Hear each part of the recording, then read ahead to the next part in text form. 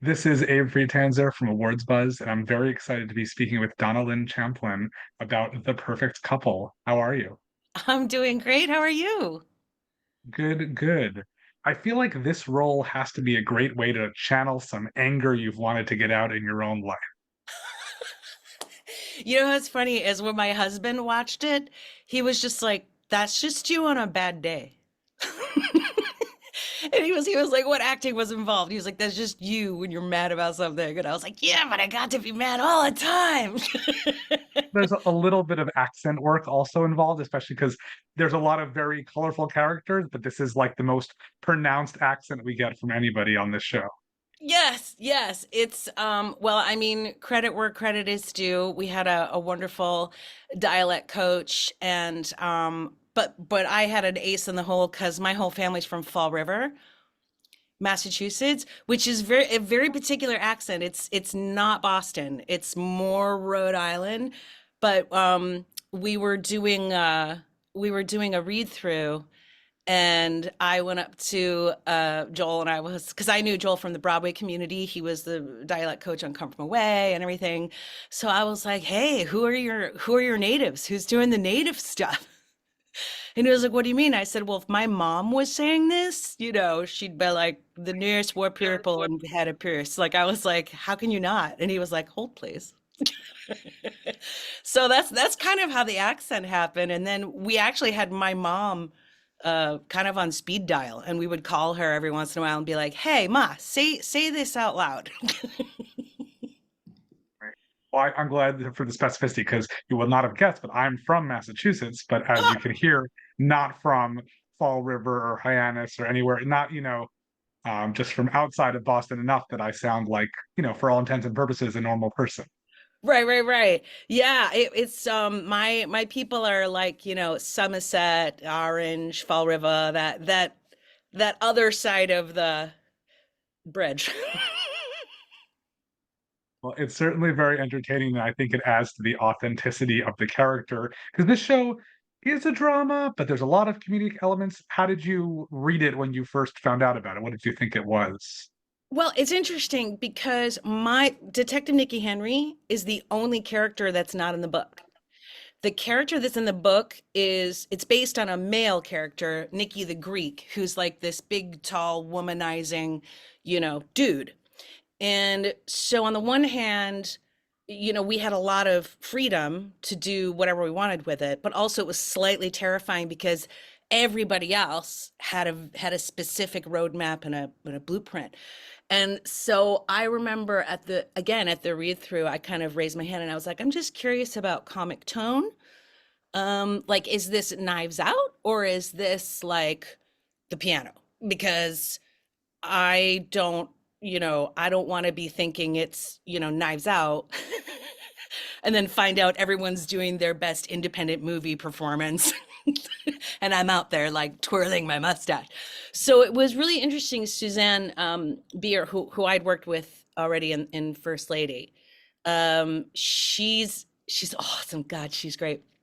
She really kind of takes her cues from the actors that she has, and she sort of lets people do what they do, and then she'll sort of start bonsaiing everyone so that we're all kind of in the same world. But she didn't really answer that question at the read through. But the awesome thing about working with Suzanne is she's like such a genius that if you just do what she tells you to do, you're good. A lot of times you as an actor, you spend a lot of extra energy, doubting your direction or trying to figure out, how do I make that work or blah blah blah, that doesn't feel right. Like it's so easy working with Suzanne because you just turn that part of your brain off. You just do whatever she tells you and you're just golden. Right? Well, I think I'm still not sure about the tone of the show after watching it, but You I know think what? the Someone opening credits described are it a bit of an as indicator. a beach read, a beach read miniseries, which I actually thought was pretty accurate. Someone else Eh, described it as popcorn with a glass of wine, as opposed to like popcorn with a Coke or a Diet Coke or something. I feel like we may have just created a new kind of genre, where it's not necessarily tongue in cheek. I think one of the great things is all of those actors and all those characters really invested in where they were and who they were talking to. I just think those characters themselves were funny people. They were highly intelligent people with senses of humor, and some of them were cruel, like Jack and Dakota. And some were just really over it and sardonic, like Detective Nikki Henry. So I think it was this interesting, not necessarily trying to be funny, but just sort of watching naturally funny people, but not haha funny, like just people who have senses of humor in these really crazy situations. You know what I mean? I do, and I think also the popcorn wine analogy, we know that people on this show have varying opinions about wine and how much they care about if it's good or not. So I think therefore if you take it popcorn with a glass of wine, some people are like, just give me whatever's over there. And someone's like, is that a this year? I don't know anything about wine, but if they don't like it, then I it don't know. doesn't count. Yeah, I don't know much about wine either, but I don't know. It was sort of like a combination of sophistication and, everyman tastes. I don't know, but I Well, do. I kind of feel yeah, somebody described it as a beach read on television. yeah, And I was like, I think that's fair. accurate. Mhm. Well, you get to share a lot of your scenes with Michael Beach, who's another person who like sort Oh, of funny, but also sort of like he's the most serious person in some ways, but also, it's what is it like sharing this screen with him? oh, it's heaven. First of all, he's the sweetest, kindest, funniest dude. I mean, I think the minute we met each other, we were like, oh, yes. Um, I think he and I tried to toss back and forth the straight man role. You know what I mean? Like, especially with a team, right? Mostly it was me and Mike, but sometimes you'd add Nick in there, Deputy Carl. You always need somebody to be the straight man in the scene so that the other person can bounce around. And I think he and I tried to share that responsibility evenly, so both of us could get a chance to anchor and then we could get a chance to just, flip around. But I think to make that work, you need naturally funny people, but you also need people who don't have a big ego, that you are there to sort of like make each other look good as opposed to always being the one who's dunking, and the other person is always laying up, So I feel like we made an effort to share that and give each other the slam dunk, and then the other person would get the slam dunk. I also enjoy your interactions with some of the high profile cast members who play high profile members of society as well. What was it Yeah, like doing that? I would have these moments in the interrogation room where it was like I couldn't believe it was my job. You know, I'm just sitting there and I'm watching like A-lister after A-lister after A-lister come and sit down.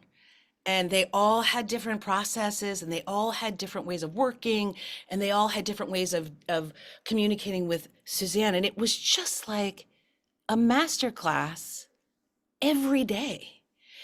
And I absolutely, absolutely loved it. And I learned so, so much. And then I had to accuse them all of murder, which was a big bummer. Um, like, hi, nice to meet you. Oh, yeah, no, really great job. So, anyway, you're a murderer, pretty sure. You seem to enjoy these ensemble pieces. You mentioned The First Lady before, and that's certainly a show that's got a tremendous, tremendous cast. Yeah, Do you like being, a small cog in the huge machine, or would you like a leading role in a two-person series sometime? both.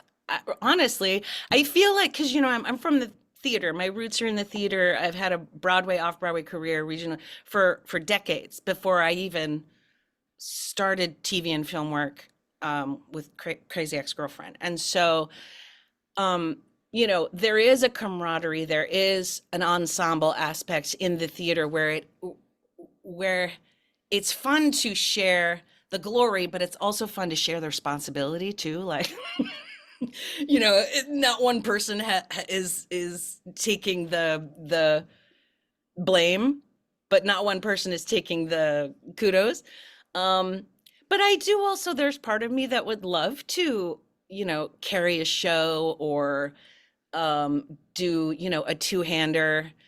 I think that would be really exciting. I feel like I've been doing TV and film now for 10 years, and I feel like I absolutely know my way around how it works, and I'm a mom, and when I started, my son was like 4 years old, 3 years old, and now he's 13, so I've sort of crafted my career up until now as like number four on the call sheet or lower, because it's not as much time, and and I can, get back and forth and take care of my kid and check in.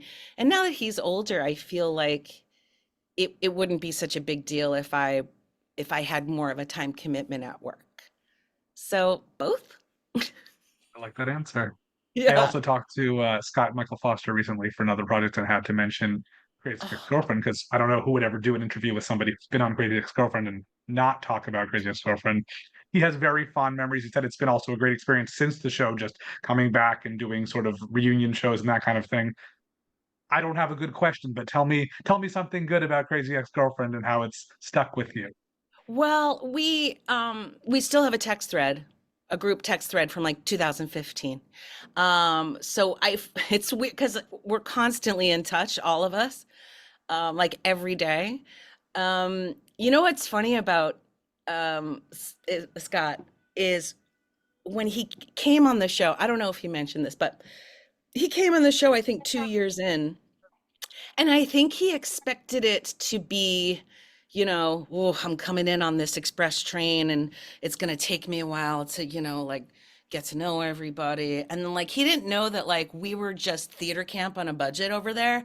And like the minute he got there, we were like, come here. We're gonna have so much fun. When's your birthday? We were theater kids mostly, and so I remember Scott saying at one point he was like, I just couldn't believe like I stepped on set and it was like boom, everyone was like welcoming and kind and accepting and talking to me, and I feel like for me that's what I miss the most about just going to work at Crazy X. We just had a great atmosphere. It was really positive. It was really fun. I think we were slightly off the radar of the brass, you know? So we were kind of left to our own devices over there in the warehouse, which was also great. Um, so yeah, I miss the day to day of just laughing all day long. And I think the show really holds up 10 years later. I feel like the stuff that we were talking about, the glass ceilings that Rachel Bloom and Aline Brosh McKenna shattered. We were the first show ever to say the word clitoris, ever in the history of television. And it was amazing that I had a song where I said the word penis at least 40 times, and standards and practices had no problem with it. And then Rachel was like, okay, so we want to say clitoris. And they're like, absolutely not. So I really feel like it holds up. I feel like people who just watch it now, the issues of, dealing with mental illness and alcoholism and bisexuality and codependency and parent, everything that we sort of threw at it, I think it still holds up. And that for the music as well. So I'm Absolutely. really proud of that. Because like as a theater person, you read the whole play before you sign on, right? And the play really isn't going to change that much. And I think it was about half a year into Crazy X where it dawned on me, oh my God, they could write anything and I would have to say it. And that had never dawned on me because that's just not how it happens in the theater. And I was just so grateful every day that that writer's room was full of such smart, funny women that I never really had to fear that anything would come out of my mouth that I would be like, so I was always grateful that it sort of lined up with my moral compass as well. I love that. And we got to sing and What's dance. Like, Yeah, what's of not to course, love? no, and that's not very common on TV. And when it is, it usually doesn't work out very well. So it's great that it did in this case. I mean, the trauma bond of rehearsal cannot be understated or overstated. Understated? Which one? Overstated, overstated. You Overstated. want to make the point. You want to overstate. Yeah, yeah. You know, it really, man, rehearsal will just trauma bond a group like that. Well, what's next for you? Theater, film, television? What do you have coming up? I mean, I have some irons in the fire that it sounds so I apologize in advance. I'm not allowed to talk about right now. Um, but there are some things that I'm excited about for next year. At the moment, I'm, enjoying the holidays and having a nice little break, which I don't normally have. Um, and then, come January and February, if when these things pan out, I'll be hitting the ground running again. So this is my nice little lull before, the hurricane.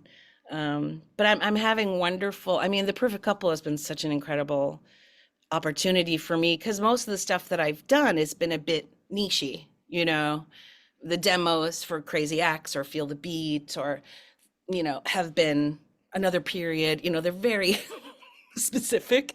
And this is kind of the first thing for me that's just reached such a wide demographic. So I've had some wonderful meetings with some amazing casting people, and it's just a really exciting time. And I'm kind of just going for the ride and seeing what happens. That's a great attitude. I hope you enjoy your time off and wish you lots of success in the future and hope we get to talk again. Oh yes, thank you so much, and thanks for taking the time to talk to me. It was such a pleasure.